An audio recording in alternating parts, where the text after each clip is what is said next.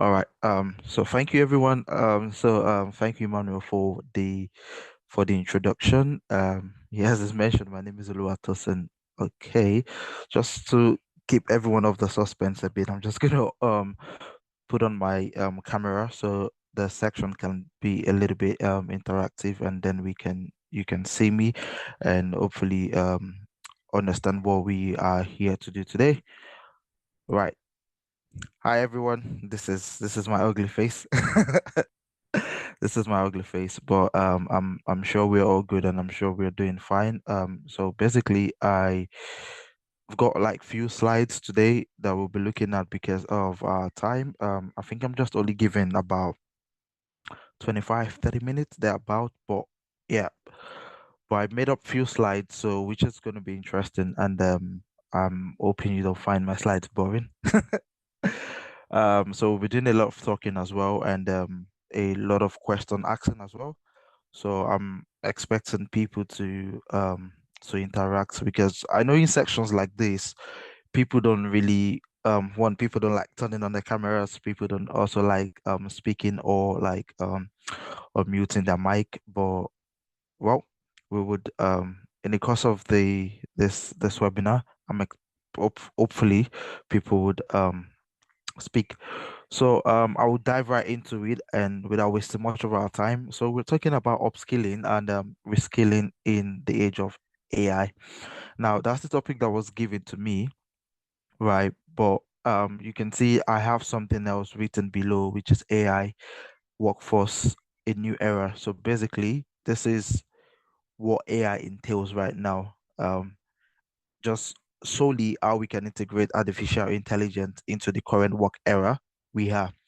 And before we can introduce or integrate artificial intelligence as part of our day-to-day life and assistant in our workforce, we need to upskill and also reskill in this particular age. So you can see both um topic are interwoven and they go pari passu to each other. Right. So that brings me to my first slide. Just tell me if you can see my slide moving, right? There might actually be a little bit of lagging because I'm using the dock station. So yeah, that brings me to the first slide where we'll be talking about artificial intelligence. I'm sure that we've got like tech and IT enthusiasts in this series, and but I'll be doing a brief talk about on artificial intelligence for just for people that are joining us that want to understand without no little knowledge of what artificial intelligence means. So what is artificial intelligence, right? Artificial intelligence is an aspect of computer science, right? It's an aspect of computer science that structure on making job or work easier, right? This is a branch also, it is also capable of performing tasks, right, that will require human intervention on a norm. So what I'm trying to say is artificial intelligence is here to make life easy, right? And it's also here to make tasks efficient as well, right? And if you notice, technology have evolved over the years, like as far back as the first revolution, which was in like 1960, to the fourth industrial revolution where we are currently in 2024. Now, if you know what industrial revolution means, industrial revolution is a time time frame or time stamp of significant industrial changes, significant industrial IT changes, which ranged from the first industrial revolution to the fourth one. So I'll just be explaining quickly, not to waste much of our time, what the first to the fourth industrial revolution is over the past years. So the first industrial revolution was significantly talking about agriculture, right? Textile, farming. So agriculture was a big significant shift then. That was the first side of the industrial revolution, how um, mechanization could make agriculture very easy back then. So that was the first huge milestone. And then the second milestone was the the milestone, which was referring to like electricity. So the big shift from the first to the second is the electricity. So electricity came into the face, and then every other thing begin to follow suit after electricity. We become there's lights, there's power, there's automation, there's generation. So that's the big shift that happened in the second technological innovation. And then the third one, which was a massive leap, was a massive gap, was introduction of computers, right? Introduction of computers was the third one, which obviously it's quite funny why people actually thought that um computer was the max, like no, it can never get better than this, when you have conversation with people. Just to dive a little bit, right? I don't know if you really watch football or people that love football, yeah. And if you go back to like footballing era when Pele used to play, people in that era will say they don't think there would ever be anybody as great as Pele, right? And then Maradona, they're like, oh, nobody will be greater than Maradona. Then we've got other people, Cruyff, we've got other, even the people we can also relate to, like in the early 2000s, like Arnai and Ronaldinho, and people say, oh no, these guys are like top level next big thing, and there will never be anybody like this. But then there was another shift when um Messi came into the picture. But by the way, Ronaldo is the GOAT. So Messi came into the picture, then Ronaldo in the picture, and then these guys have done massive things. So that's what we mean by innovation shifts. So when people will think that this is the highest that it can go, then a massive change will occur that then skyrocket the expectation or the reality that was set previously. So when computer came into the scene in the third industrial revolution, people were saying this is the highest if artificial not artificial intelligence, this is the highest information technology will go as a whole in terms of technology. And then people were like amazed about the wonderful things computer can do. Imagine people trying to load up a page and waiting for about 15 minutes, but in their eyes that was literally the fastest it could do. So bringing us now to the final phase where we are now in the industrial revolution, which is the fourth industrial revolution. The fourth industrial revolution actually started in 2010, I think. Yeah, 2010, which is the artificial intelligence era. So the artificial intelligence era properly began in 2010 with the introduction of Internet of Things, neural network, and also like AI, different AI algorithms and series.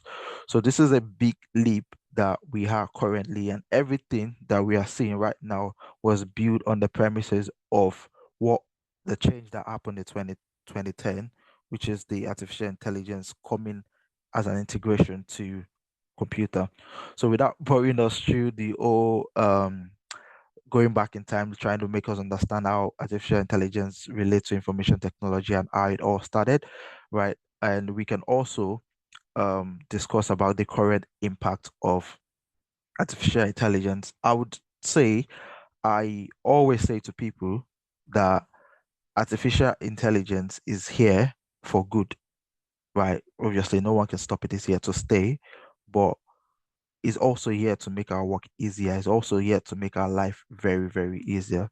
So the moment you can understand artificial intelligence and relate to them, it doesn't matter you being behind the brain of the system or writing the code, but no, but interacting with the system also makes your work very, very easy. Now, one thing that artificial intelligence has also done, like I got at the top of my slide, is automation of repetitive tasks. Now, like some tasks whereby that requires human intervention might be done repetitively, right? Whereby you can do it like often and often, but with the help of artificial intelligence, it has helped streamline that process and make those particular kind of tasks very easy. And also enhancement of decision making. It's quite interesting now that even organizations, especially like human resource organization, make use of artificial intelligence now in going through CVs and also scheduling interviews and knowing intellectual capacity of prospects employees. How do they do this? It's basically an algorithm, right? Behind every artificial intelligence, there's always an algorithm that work, right? So what HR does is HR put into the algorithm into the system. This is what we want. This is what we want, and then thousands of people submit their application into the application pool, and it used to take a single person or a group of people days to go through emails of each applicant, trying to read through, trying to understand what skill this one asks from this one, what differentiate this one from this one, what makes this person a better candidate from this person. But with the help of artificial intelligence, those processes have been made redundant. So all you just do is submit your application in, and then the system goes through a filtration process, and then you see that uh, sometimes it happens where you submit your application and then in hours you get a rejection email saying, oh, unfortunately this and this and this. Now this is all a process done by the artificial intelligence. The HR, the human resource manager, or the human resource people have not even had time to check. So it's based on the criteria that's put into the pool, right, of the database that would streamline each application in respect to what they need. So you can see that this process make work efficient and faster, and also easy. Now, also in creation of new jobs, right? There are new job categories for artificial intelligence. Now, there's something that is called artificial intelligence trainer. This is this is a career path that it's becoming a thing right now, whereby all people do is to train artificial intelligence. And like artificial intelligence is designed in a way that it's meant to study human pattern, is meant to study human behavior, and is meant to study what the way human thinks. So machine don't think on their own. They need human pattern to study. So what those people do is they volunteer themselves into that skill as AI trainers. So they take their time, they take their days, dedicated their days and time to train those algorithms, train those artificial intelligence, train those bots to understand the pattern and the behavioral pattern that we human being would do. You get what I'm saying now? So this is a career path that people are also doing right now, and people need to start looking into it, right? And then um in terms of statistics and trend, right, it's not news that with the age of artificial intelligence, that the some job market will be made very, very redundant. Now, what do I mean by this is over the years in 20 from 2012 to 2024, which we have currently, over 30% of jobs that existed then are no longer in existence because they've gone into extinction and they've been made redundant with the introduction of artificial intelligence. That being a bad news, but the good news is over 20% of new jobs have surfaced, right? What does that mean? That is trying to tell us that if you don't upskill and reskill yourself, right, if you've got any of those skills that is being made redundant, right, all you would be left with is no job, right? But if you make yourself useful by upskilling yourself, right, you would see that even though your job, your former job role was part of the 30% that was made redundant, you'll be helping yourself by doing yourself much more good by keying into the market pool of the 20% new jobs that will be creating. So the interesting thing about this is those new jobs that are being created, right, have better pay rates than the 30% of jobs that were made redundant by the introduction of artificial intelligence. When we go into more of the slides, you would understand what I'm trying to say better. This is just a brief introduction and a summary of literally what we'll be saying in general. So now the next slide, it's a very important question, which says, are your skills at risk of becoming obsolete in this age of AI? Um, I want this particular slide to be very, very interactive, and I would like if somebody can answer this question for me because it's a question that I would like to have an answer to myself. So it says, are your skill at risk of becoming obsolete in this age of AI? If there's anybody, you can put in the comment section. You can also mute your mic if you want to talk. 30 seconds. Anybody?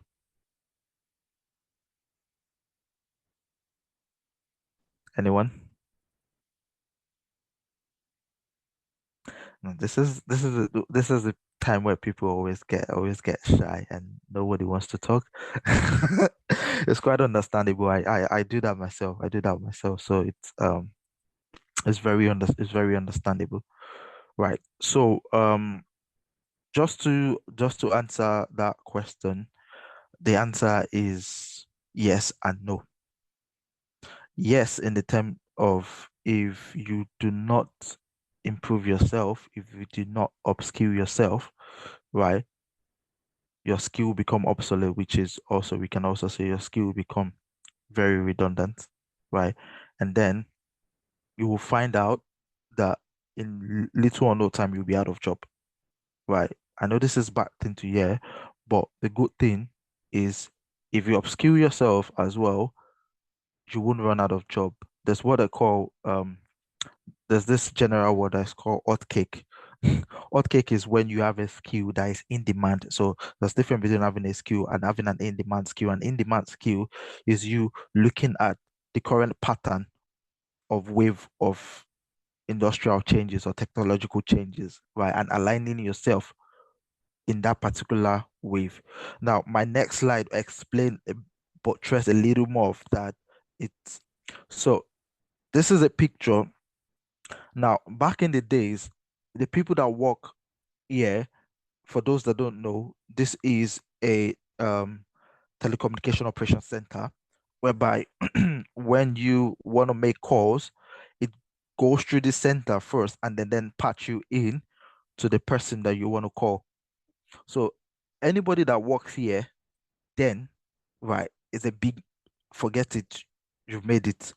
It's just like now when someone say, oh, I just got a job in Meta, I just got a job in Amazon, I work with Google, everyone, that's the like next big thing for everyone. So everyone wants to have that feeling. I work with Amazon, I work with Meta and the rest. But this is the way these people felt at that particular time. Like we're working in an operation center. There's nothing that can be better off than that. But little did these people know that sometime in the future there will be an innovation called um, radio frequency transmission that run through waves and would not require human intervention. Right. That's why you can always pick your phone and dial a number and it go through, but doesn't go through these people anymore. Right. So imagine somebody that used to work here and never upskilled or never learned something different by following the trend of what is going or where the technological advancement is going into. And then they become comfortable in this particular state. Now, when the shift actually happen, they'll find out that they'll be in a big shock that their skill is no longer needed. Right. And also for an example, I remember like growing up, we used to have people that there was this exam then that was a thing. I think it was called Oracle or something. Like Oracle used to be a very big exam then that every in the early 2000s and 2000. I'm not that old, but like in the early 2000s and 2000 to 2005, 6, you have people that literally read for Oracle certification, want to take Oracle exams and all. But if you go down the path now to 2024, who write Oracle exam anymore? So that particular time has phased out, and then there's new innovation and new technology that people also need to learn, right? Now, adapting to AI, the need for new skill. Now, when we want to adapt to AI, we need to first understand that artificial intelligence are not our competitors, right? Artificial intelligence are not our competitors in the sense that artificial intelligence are there to make our job easier and our way of life easier. Now, see AI as your personal assistant. I'm sure most of us are conversant, if not we have or we know somebody that uses an iPhone or an Android phone. And we know each Android or iOS device now are being integrated with onboard artificial intelligence, such as we have Google and we have Siri for the iOS, right? in as much as you understand this thing, have you sat down and understand to what extent and capacity can this artificial intelligence integrated into my phone serve me, right? It's not just about Siri set my alarm or Siri wake me up at this time. What more can Siri do for me, right? I need to start seeing Siri, or I need to start seeing um Cortina, or I need to start seeing Alexa as my personal assistant, as somebody, as my body. Do you get? And then I'll be able to understand and explore and also integrate it into my own personal life to make my way or make everything I do very easy. That's what we need to do. That's how we need to see to see these things, right? Now, that makes us come to the realization that we need to keep pace with technological advancement. Technology is moving at a faster pace than never. Trust me if I say than never. It has never been recorded with the technological advancement that is going on in this day and time. I remember in 2011 or 2012, I did my dissertation on um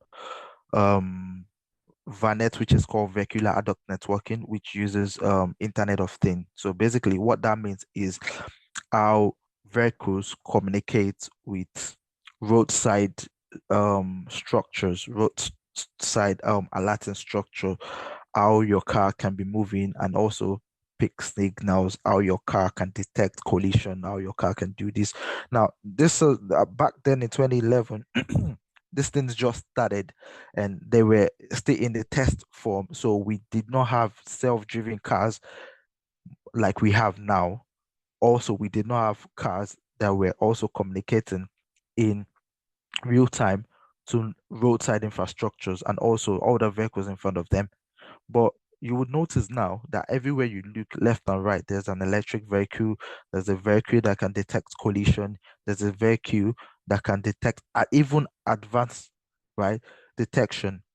I was surprised when my friend is got a Tesla, and then we were driving one day in his car, and the car started making a sound, and I was wondering like, what's wrong with your Tesla? Why is this making this sound? And he actually told me Tesla has got cameras around them, and then if they see another car driving in an haphazard manner, probably someone is driving in and out of the road, the car can be able to predict an advanced collision and then start alerting you in advance. So alerting you in advance is what the car would do, and make you conscious that okay, I need to be conscious of this person, or I need to slow back, or I need to slow down a bit to make this person move further ahead to avoid collision.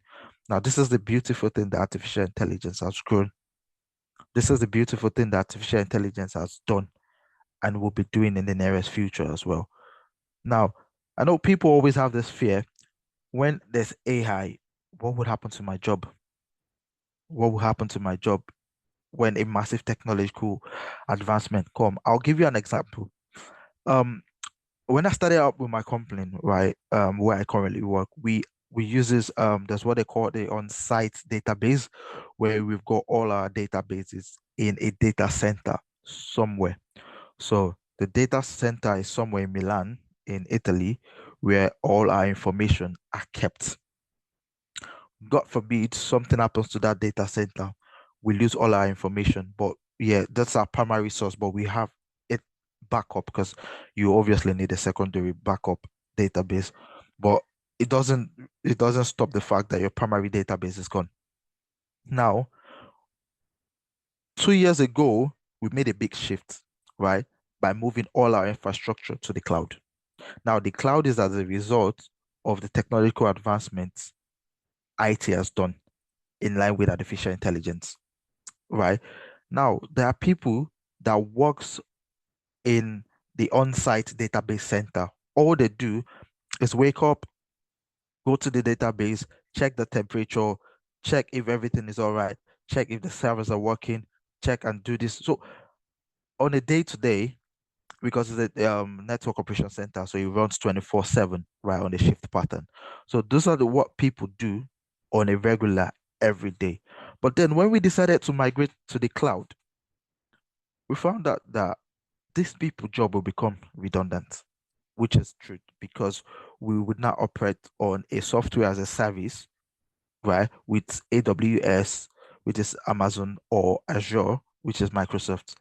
Now, that would make us have less staff because then we won't be paying those people the money because it costs so much to run a day center for 24 hours, 7 days a week, right? But migrating to the cloud, all we just have to do is to pay for the services that Amazon or Microsoft will give us to host our data on their platform, and they'll manage the risks and whatever activities that come out of that. And then the over 20 people that run shift pattern, right, will become redundant and out of job. So this is what we did. Just so we don't make people redundant, we said, okay, we are moving to the cloud. Now, there are skills, there are courses you will take, there are things you need to do if you want to be in next phase of action with our company. You need to start taking courses on Azure, Microsoft Fundamentals, right? AWS practitioners, cloud computing, like courses like that that will make you be able to manage the infrastructure, because there's no how you would host an artificial intelligence that would not require a human input. But the only thing there is that instead of 20 people, now it might actually be reduced to 5 or 3 people, right? Handling these whole processes. So what we did for them is to upskill them. So that's what we call upskilling. Now, upskilling them, saying your old tax is very redundant. Now we have upskilled you, giving you a new skill, opening up a better broad pathway for you, right, to fit into this modern day society. That's what we call career growth. You don't just sit down on your current skill and feel your current skill will take you the age of time. No, if I'm being honest with you, your current skill will not. What will take you far is upskilling yourself, right? And anytime you need to progress, you need to upskill. Okay. So also the next thing is better job satisfaction and then closing skill gap. So where we have 20 people before, we've got 5 people, we've got 3 people, the skill gap is closed, right? So that's one of the interesting thing about artificial intelligence as well. Now, this is another funny picture I just put in the slide to make it a little bit fun and we can understand what I'm saying. Now, this is 5 MB hard drive. This was a big thing back in the day, right? This was like a major milestone. And now, can you see the number of people? I want us to focus now on the number of people that are required to just load up a 5 MB hard drive, right, into a ship. Now, these people will be paid. Obviously, it's not free. That might be their job. They might not have any other job. Their job is to like, always stay and load.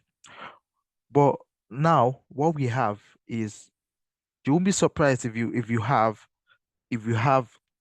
an hard drive of 2 TB as small as this, right? You have an hard drive of 2 TB as small as this. So what does that imply? These people loading have become very, very redundant, right? So we can bring that into the new scale of life by saying if you don't upskill yourself, your current skill will be made redundant. Basically, that's the most simplest example I can think of at the top of my head. Now, essential skills that we need in this era. Now, artificial intelligence skill is divided into two. We have the technical skill and the managerial skill. Now, the managerial skill is also the people skill, right? And the technical skill is the coding skill, right? So, like I said from the beginning, for every artificial intelligence, it requires a human intelligence. Now, the human intelligence is the technical skill that we require. These are people that devote their time to writing codes, algorithm to make AI function effectively and better. Now, the managerial or the people aspect is the people that accept AI, work on AI, and use AI in every sphere of life to make their job or task very easy. Now, there's this current trend of job which is called um, product management. Don't mistake product management for project management. They are two different things.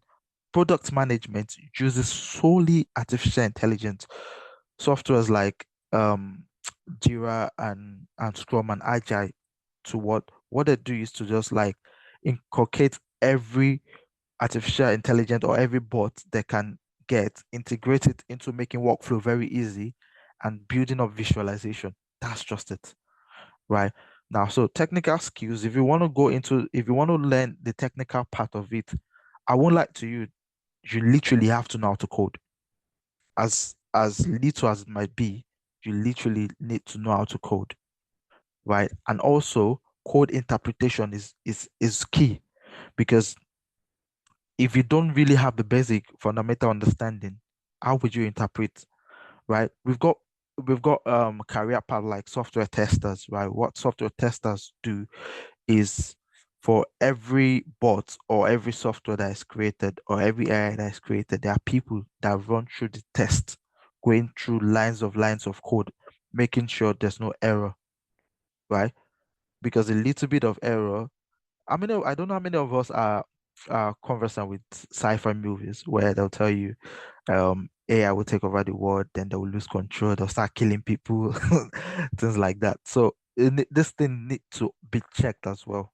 And we have people that choose that as their career path. It's just like you waking up and saying, "Oh, Siri, tell me a better way to make my brew or to make my tea this morning." And then Siri gives you a wrong advice and you took it and something happened to your health. So in as much as artificial intelligence is making it very easy, we have people that also check it as well. That's where the second part come into play, the technical skill and the managerial skill as well, right? That's the people skill. Okay. Now to the next slide. Now, building a future ready workforce with all I've said, building a future right ready for AI integration and ready for people to accept AI, all we need to do is learn. There are different learning platforms outside, right? Some are free, some are paid for. Right? But I always say to people, the learning platform that you pay for, the certifications that you pay for, will make you more serious because you don't want your money to waste. Because I know how we are, especially in this type of economy, but it's always a good investment, right? And we have online courses and certifications from edX, Coursera, LinkedIn Learning, right? Even YouTube at some point, yeah, YouTube have a lot of tutorial videos. And in as much as you've done this, I highlighted this in order of priority. So the first thing to do is to learn, make yourself understand what part of artificial intelligence you want to go through, what part of AI you want to focus on, and then attend workshops, attend boot camp, right? Even though if it's free or it's paid for, try and attend because they always help. And then once you have those first two, you can land your first job, right? And then when you land your first job, you don't land your first job on the basis of you're the best. You land your first job because you've got an idea and then you grow on the job.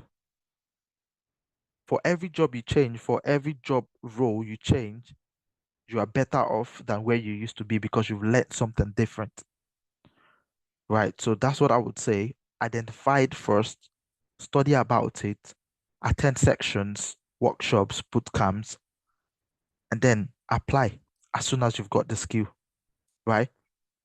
Then to just recap on this few things we've talked about different things. I feel like I've been speaking forever right now.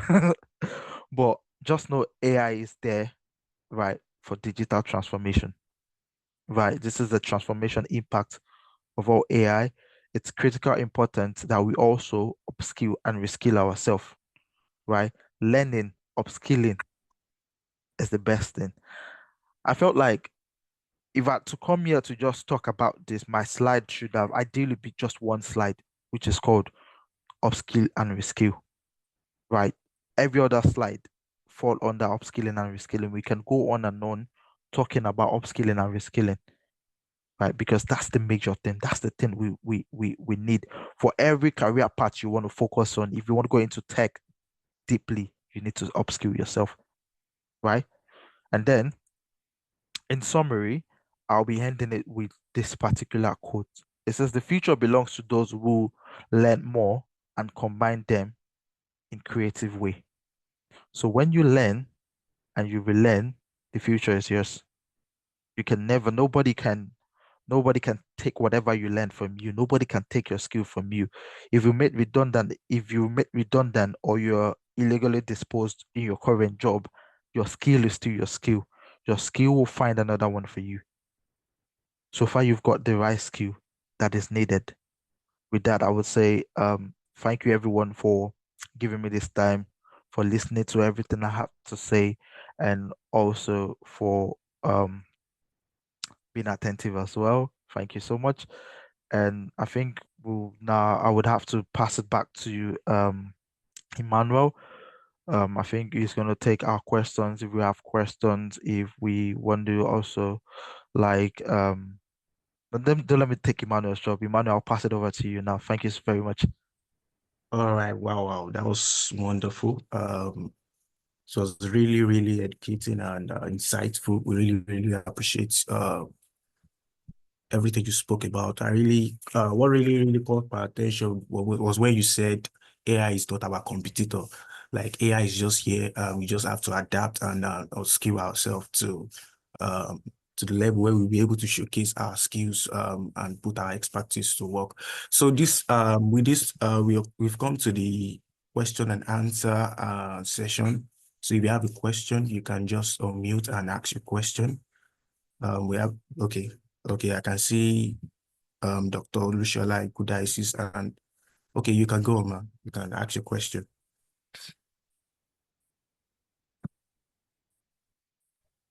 Hello, good morning. Hello, good morning. Well, thank you so much. It's been an insightful session, and I've really gained a lot about artificial intelligence. But I want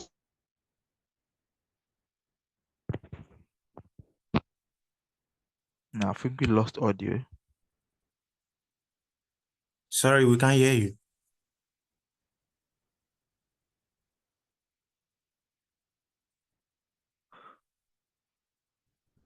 No, I think we actually probably network Oh, error or man, I think it something. was well. Yeah. While she would try to reconnect or try to get a network intact, is there any other person that've got um any question as well?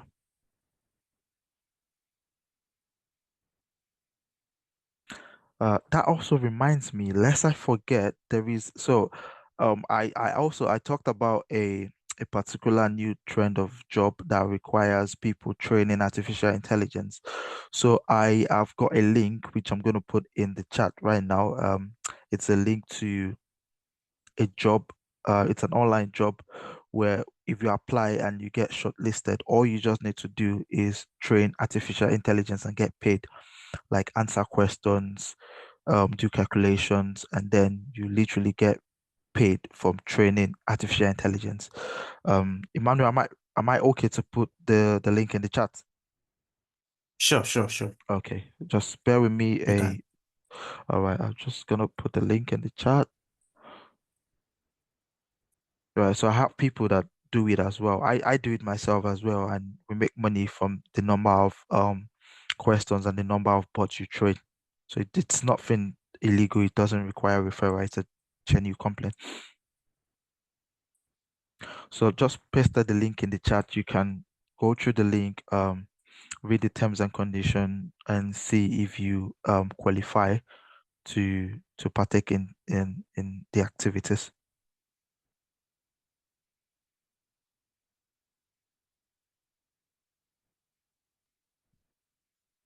Okay, I think Dr. Ikuda has left the call. She's probably having network issue. Yeah, I Does guess as well. anybody have any question? Anybody else?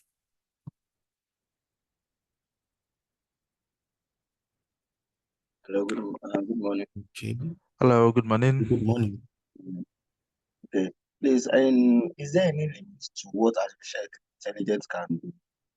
And also, is there any limit? Is there any way we can like artificial intelligence? Is there any limit that it can go that it can be used for, or can it be used for all parts of sector?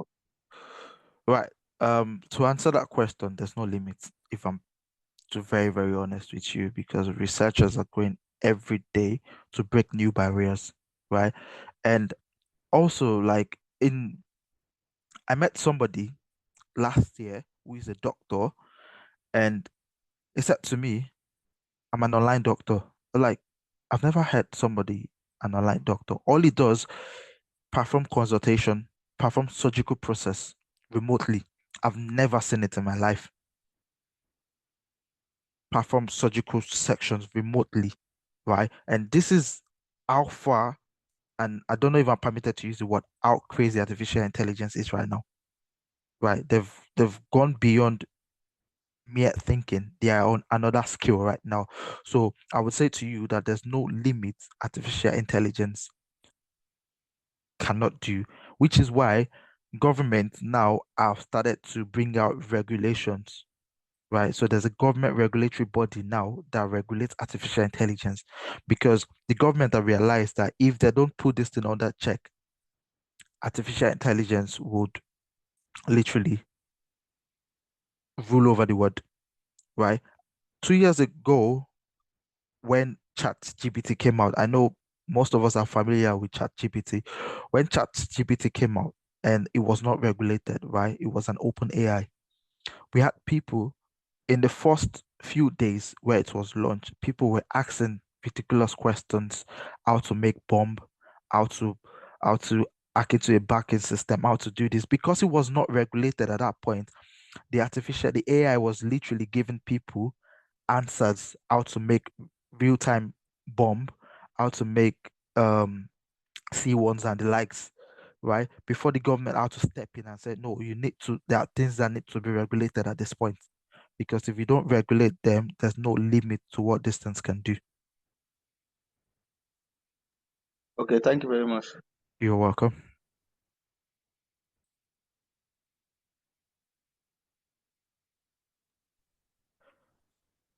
Okay, thank you very much. Is there anybody else? Any other question from anyone? Um, Any question? okay. And if you also have businesses as well, you can integrate artificial intelligence into your business. I was expecting people to ask, yeah, I run this business. How can artificial intelligence help me in terms of my marketing, in terms of data accumulation, in terms of knowing my customers? Now, things like that is where artificial intelligence can also help in our day-to-day life as well. Yeah.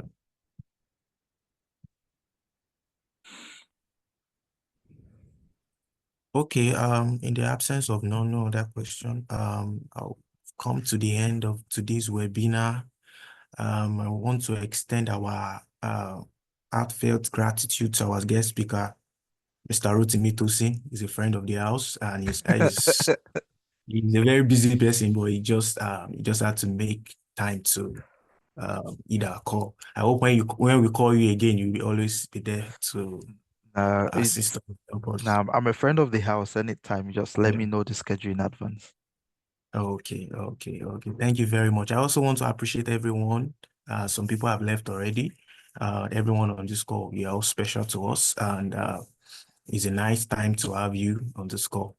I really, really appreciate you all. So we'll be reaching out to you to let you know updates on our next webinar, and we hope you will attend. Thank you. God bless you all. Thank you, Okay. everyone. Bye for now. All right. Bye, everyone. Bye. Yeah. Ciao.